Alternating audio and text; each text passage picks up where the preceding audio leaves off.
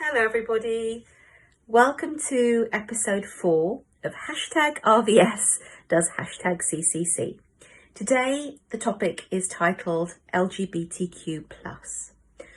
My purpose with my YouTube programs is to delve a little further into our human experience in all its pain and pleasure. My intention is to do this through kindness, care, acceptance, respect and non-judgment. It's a part of a journey I feel I'm firmly on myself, and that I find I learn the most from through exploring self and listening and hearing others talk and share their experiences. Each one of our experiences is unique and invaluable. Each one of my programs, I hope, also puts something out into the world in times of our understanding and respect and kindness towards others.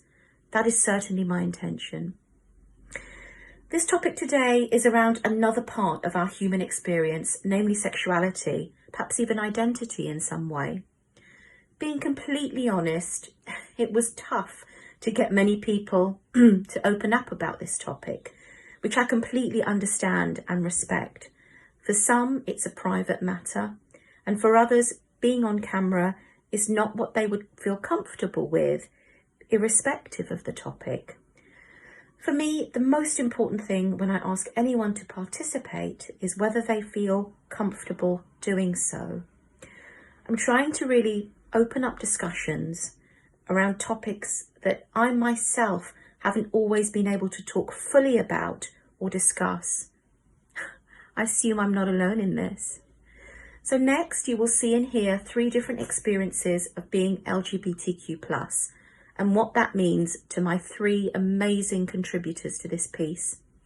My intention always is to further open dialogue, understanding, respect, or just acceptance of differences.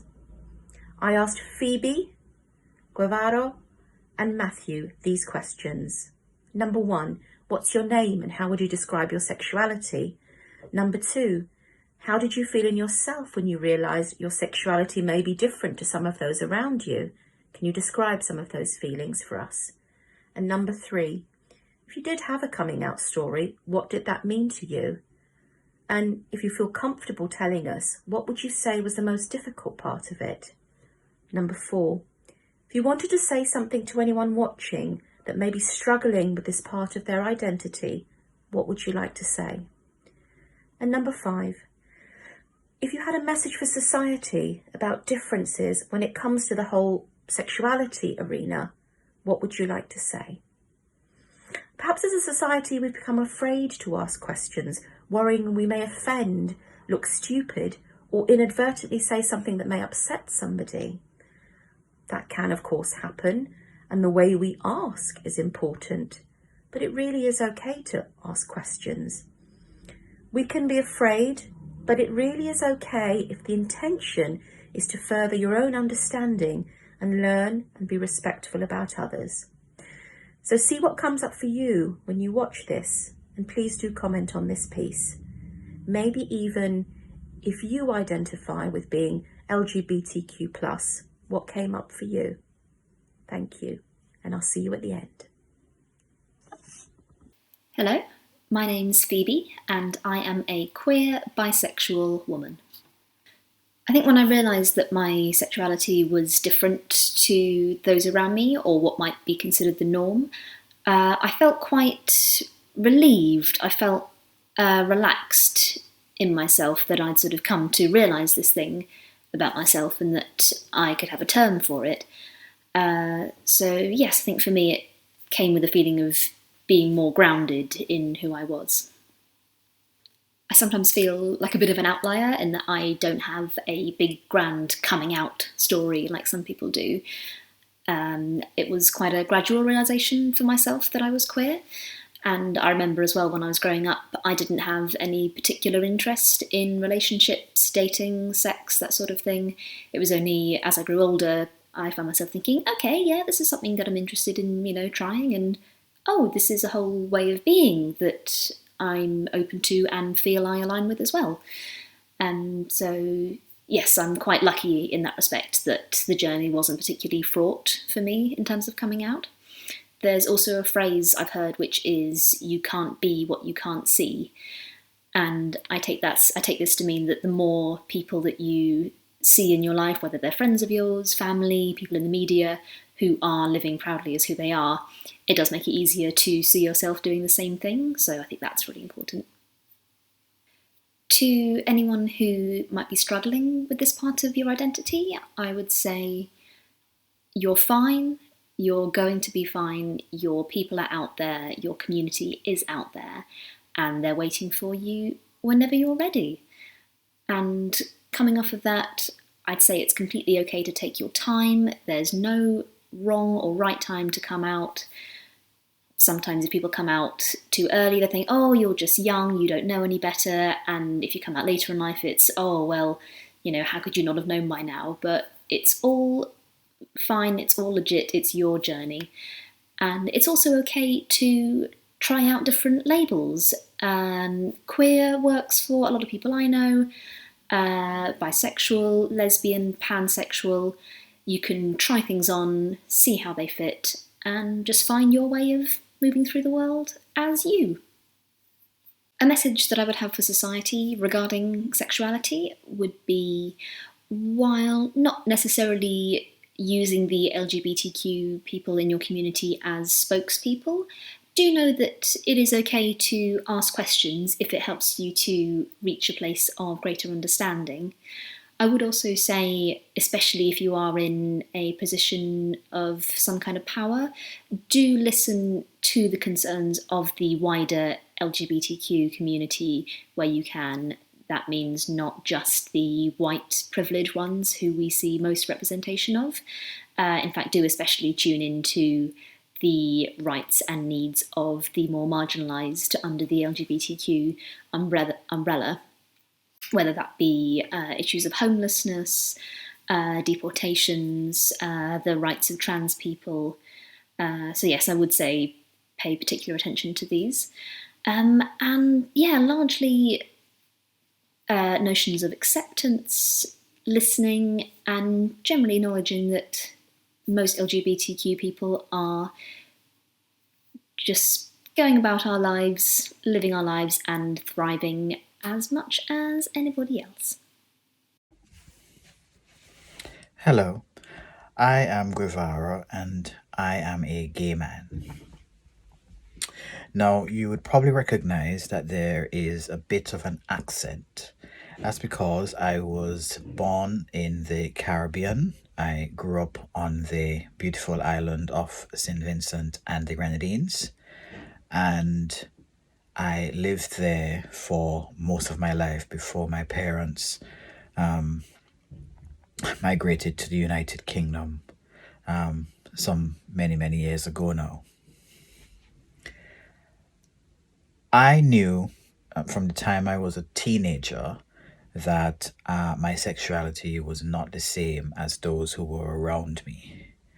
I went to a very prestigious all boys secondary school on our island, and while most of my colleagues and classmates at that time were interested in the females who attended the school next door, I had absolutely no such interest.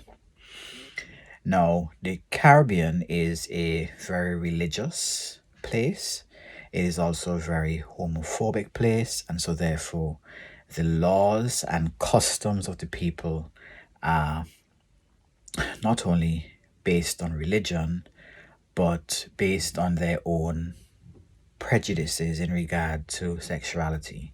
And so growing up in an environment like that, I was subjected to a lot of verbal and physical abuse as a result at that time of my perceived sexuality, because as a teenager I never confirmed to anyone what my sexuality was. But because of my mannerisms and the way I spoke and possibly the way I walked, etc., my schoolmates assumed, and clearly correctly so, that I was indeed a homosexual. It's a very fearful thing growing up in the Caribbean as a gay person. Not only are you tormented at school on a daily basis, but you're also tormented within the local community and in the society at large. So there would be a lot of name calling and that sort of thing. Also, it is illegal to be gay in my island and in most of the Caribbean, and it is punishable by a prison sentence. And these are laws that are still on our books up to today. And so, therefore, one has to be very, very careful about the way you express yourself and the way you express your sexuality. While some persons are not prosecuted, it is open to the authorities to do so because these laws are on the books and they may very well decide to pick and choose whom they prosecute. Now, in terms of a coming out story, I do not have one specifically. I came out to my parents in my late 20s, and what I would say is that a few years ago, there was an incident which sort of forced it, where I was persecuted because of my sexuality, and it sort of came to the public and to the fore. It was a very painful experience. I would not go into the details of it here, but the silver lining out of it is that I came to accept my sexuality and to be comfortable with myself and to open up to others around me and those who are friends of mine. However, in regard to coming out, I would say that I do not have one story. I do not believe that there is one story. I believe that as gay people, we come out, as LGBT people, we come out in several situations. Every time you go to a new school, start a new job, or anything like that, there is a situation of coming out and a coming out story. For example, in my current job, I never had a discussion with anyone about my sexuality, but my lanyard tells the story because it's of the LGBT colors, and so persons ask questions and I simply confirmed. If there's anyone who is struggling with their sexuality at this time, my advice would be to just be yourself. Do not feel pressured. Take your time and grow, first of all, to love yourself. And then when you are comfortable, tell those you are closest to first. Tell those that you love dearest first, and then tell others. But be sure and make sure that you are comfortable with yourself first and grow to love yourself and accept your sexuality for what it is. If I had a message my message to the larger society would be to be a bit more tolerant of those around you who are different. People are different in several ways, in sexuality, disabilities, etc. But just be tolerant to those who are around you. Respect them, respect their sexuality, respect their relationships if they have any, their viewpoints, and just try to live lovingly with each other. And let's all just make the world a better place. Thank you. My name is Mathew, and I would describe myself as a homosexual man. For me, I felt slightly isolated and alone and scared when I found out my sexuality was different to other people. I was worried I was going to be rejected by my family and friends, so the fact that didn't happen was amazing to me. So yeah, I would like to say to anyone who's struggling with their identity that be yourself. All the other people and places are taken. Believe in yourself. Stand and trust your gut, and make sure you just have fun with it. Don't take yourself too seriously, but also make sure you break down boundaries where possible. I think society differences when it comes to sexuality. I would say that It depends on your upbringing. Some people are more accepting of it and have grown up in an environment where it's more accepted, and it depends on how the media portrays those people. And I think which class you're wanting to not believe in class, which class you're wanting to definitely dictate how you feel about your own sexuality, and also how other people treat you and make you feel about you. Wow. Short piece from 3 amazing people sharing a little of their experience of my questions around the topic of being LGBTQ+. A huge thank you to Phoebe, to Guevara and to Mathew for their time, their openness, their honesty and their support for what I'm doing by sharing a little of their story and thoughts around this topic. Also, a huge thank you to my fab friend Maria for putting this all together. Thank you. Please do share this piece with your own friends, with your family, with your work colleagues, with your neighbours. Yet another important area of life that we gain further understanding and appreciation around differences when we hear people speak out, be it about their sexuality, their religion, their gender, or any other difference. Perhaps those differences that we refer to, which we may point out and make judgment about, when we look at the fundamental question of human beings and our right to live equally in harmony with each other, with our freedom of choices, are we really all that different?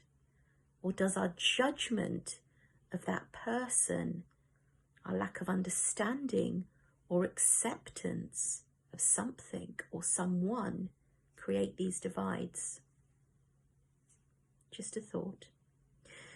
Please do consider subscribing to my channel if you haven't already. I'm at 53 followers.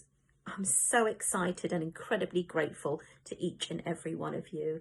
My aim is to get to 100 by the end of 2021. So until we meet again in a fortnight's time, take care, stay safe, and keep well. Bye-bye.